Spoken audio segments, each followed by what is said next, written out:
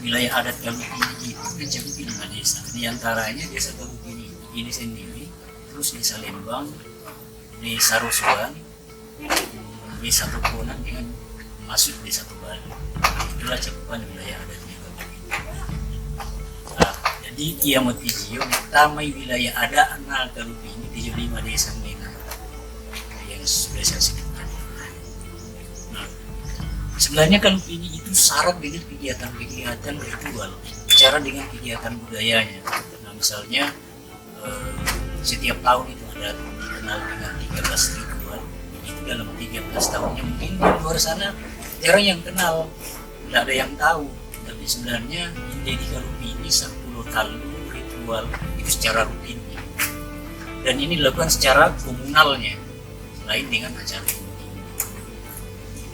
Nah, puncak acaranya itu kan 8 tahun satu kali. Nah, dikenal dengan Pangewaran. Orang di luar sana dia mungkin dia panggilnya Macerak Manu. Tapi orang Galupini itu sendiri familiar kalau dipanggilnya Pangewaran. Nah, jadi salah satunya mungkin saya tekankan di sini bahwa pesta adat 8 tahun itu sekali dengan tujuannya apa sih sebenarnya tujuannya. Nah, secara garis besarnya ini adalah sebuah penyampaian doa. Masyarakat Galupini itu ingin kesampaian keilahian dengan membuat ritual itu, ingin mensyukuri apa nikmat-nikmat yang telah diturunkan di masyarakat Galupini dari interval 8 tahun. Jadi ini sebenarnya adalah tujuannya adalah untuk mensyukuri apa yang telah dilimpahkan ke masyarakat umum. Nah, misalnya kesehatan, mungkin dengan harta bendanya, hasil-hasil pertaniannya. Nah, ini adalah sebuah aplikasi rasa syukur. Mereka itu lakukan di 8 tahun satu kali. Dan sebenarnya ini mereka lakukan ada ritual tahunan, ada 13 mata ritual di setiap tahun. Misalnya masih matana ketika orang Galupini mau bercocok tanam, alamat kanan dale misalnya, atau alamat kanan pokok itu diritualkan semua. Misalnya mau olah lahan, kan maksudnya olah lahan kita itu kan harus panik dulu. Mungkin banyak sesuatu yang kita tidak bersahabat dengan alam ketika kita mau bercocok tanam misalnya, mau garap lahan misalnya. Nah, ini itu diritualkan. Kita mau panen, malahan kita itu setiap hari menginjak tanah dengan pongahnya kita, dengan begitu angkuhnya kita tanpa rasa syukur menginjak tanah. Nah, makanya setiap mau kita olah tanah atau sebenarnya dalam aplikasi individu kita itu harusnya misalnya kita mau turun dari rumah tiap pagi itu kita harus mungkin harus sadar dulu saya mau nginjak ya begitu. Jadi ini ritualnya mulai dari mengolah tanah sampai panennya, ada 13 mata ritual ya sampai panen. Tujuannya bahwa nanti melakukan pangewaran Macerak menurun ini harus di tahun lalu, itu harus di tahun lalu. Makanya tahun dihitung dari tahun pertama ya, makanya intervalnya itu sampai 8 tahun. Larangan-larangan ini pemali-pemali Jogona di semua wilayah di Galupini itu tidak boleh. Misalnya ada pengunjung ketika pesta adat itu 8 tahun masuk area batas wilayah Galupini harus tidak boleh pakai. Ini memang ada sebuah wilayah lihat. Misalnya tidak boleh merokok, pakaian kuning, perempuan-perempuan yang tidak menstruasi. Ini memang ada larangan. Tidak boleh pakai dominan warna kuning mulai dari baju sampai ya ini yang dominan. Nah, ini yang saya sampaikan tadi bahwa ini adalah sebuah ritual yang menutamakan sebuah kesucian. Karena siapa sih yang tidak mau doa-doa kita itu dijawab? Siapa sih yang tidak mau? Semua itu menginginkan setiap Ilinganan pala tapi tak ada damban tapi tak ada dua tak jalan totomak pagang. Ini pasti sasarannya adalah kemauan kita adalah ya dengan doa tak supaya dijawab. Diterima itu linganan pala, diterima itu kita ada damban. Nah makanya ini adalah sebuah ritual yang dianggap bahwa ini adalah sebuah kesucian, penyampaian sebuah doa, ini kesampaian keilahian, aplikasi rasa syukur. Makanya ada tempat-tempat tertentu yang memang harus disterilkan. Di wilayah-wilayah yang ya katakanlah masuk dalam wilayah itu adalah yang bisa. Nah, baju-baju kuning ini kan melambangkan adalah sebuah baju-baju raja-raja. Maksudnya adalah ini adalah sebuah bau dilambangkan dengan warna-warna kuning itu. Misalnya emas kan kuning juga. Busana-busana kita yang kuning itu melambangkan sebuah yang pantas sebenarnya melakukan itu adalah raja-raja. Makanya kita yang betul-betul menyadari bahwa kita ini adalah ciptaan. Kita itu harus jangan seperti orang yang mau ingin berkuasa. Ya mungkin itu mengarah ke sana yang baju kuning. Nah yang misalnya yang menstruasi ini kan memang tidak suci, ataukah suami istri habis berhubungan intim ini ditandai dengan harus 3 malam misalnya. Sudah gugur ketika dia melakukan itu 3 hari yang lalu. Itu sudah terjadi.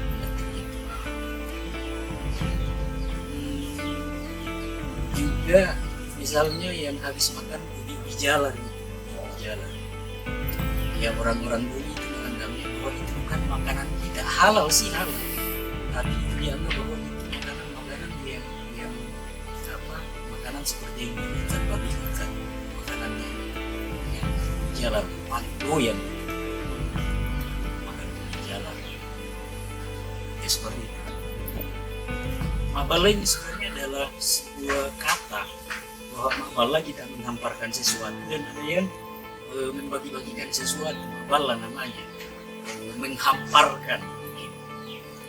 Jadi memang ini adalah sebuah kebiasaan. Tidak hanya di Pangewaran, di pesta adat itu, setiap acara apapun di sini pasti pakai daun jati, pasti pakai dedaunan. Ya bukannya tidak ada piring, tapi ini memang kita sangat terasa kan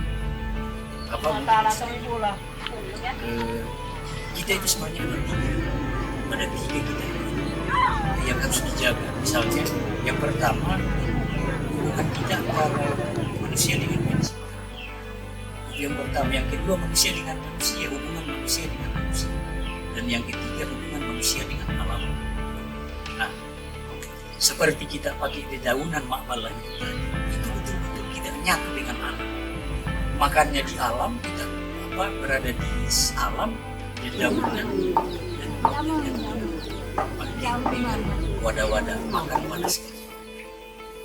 Nah ini juga adalah sebuah nilai kebersamaan. Misalnya gini, pakai daun jati itu termasuk praktisnya, praktis. Dan misalnya jatah kita yang nggak habis dimakan, itu bisa kita bungkus dan bawa pulang. Jadi ini memang terasa akan sebuah kebersamaan. Dan nanti memang kita dapat yang hadir di situ. Nanti setelah kita dapat jatah semua, baru doa bersama, baru makan bersama. Tidak boleh ketika masih ada yang belum dapat jatahnya di sana, yang sudah dapat jatah duluan itu sudah makan, itu tidak boleh. Harus ditunggu, malahan ditunggu berjam-jam, 1-2 jam. Nah, nanti setelah ada laporan bahwa memang kita dapat semua jatahnya, mulai dari pembagian makanannya, lauknya, nah, baru doa bersama dan makan bersama.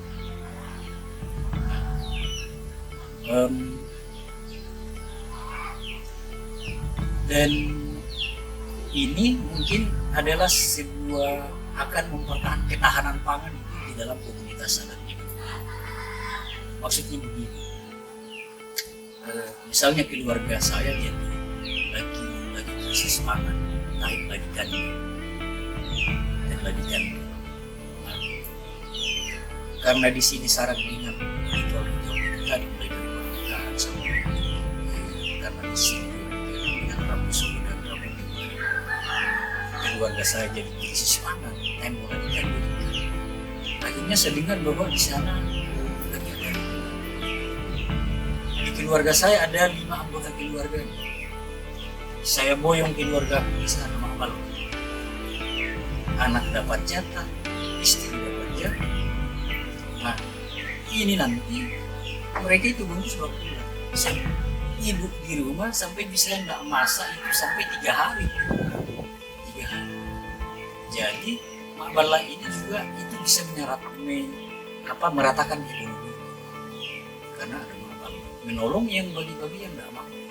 Karena yang bisa membuat acara Mak Bala itu yang memiliki mampu. Nah, kita yang misalnya apakah itu wajib? Tidak. Yang wajibnya itu yang memang mungkin dilimpahkan harta, dia mau bersedekah dengan cara Mak Bala. Ya makanannya bersama dan makan bersama. Ada yang nggak habis dimakan bersama.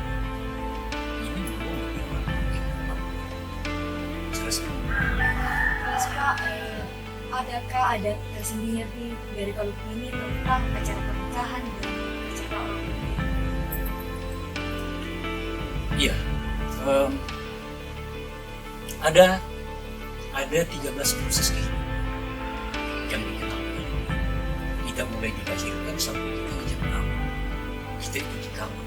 Siapa yang kawal kita? Dikawal oleh agama, dikawal oleh Allah, dikawal oleh kearifan-kearifan lokal.